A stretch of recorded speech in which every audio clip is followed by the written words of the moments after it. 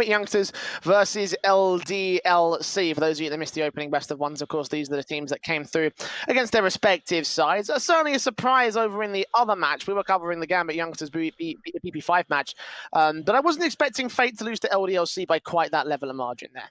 Yeah, no, that's a big surprise and a big upset coming out for the French side. And look, for LDLC, you look at the brand, it's been an organization that has been involved in Counter-Strike for many, many years, with some very great teams over these years, where going into this, it's a little bit of a new lineup. We've seen Afro and Body recently join only a month or two ago, but really for LDLC, they're probably a team that most people would expect that would go out in last place in this group. But well, they certainly put up a good performance in that best of one.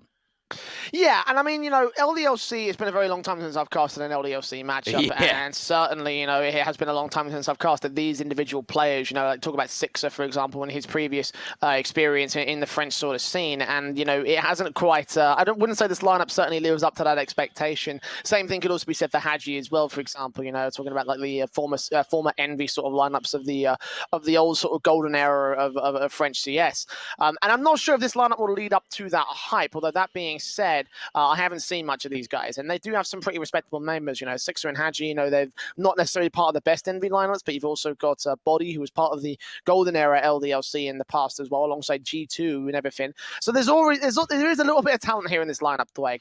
Is it going to be enough to really bring a big challenge to Gambit Youngsters? I certainly don't think so. I look at this lineup and think, right, they need months. They need quite some time to build up a bit of a resume, build up some good confidence, build up some good numbers, because you even just look at them as a team, they finished like 7th to 8th in advanced, not even an MDL level team. They've had some really poor results online. They came 3rd in their group in week 2 of Malta Vibes, 16th to 18th in 9 to 5.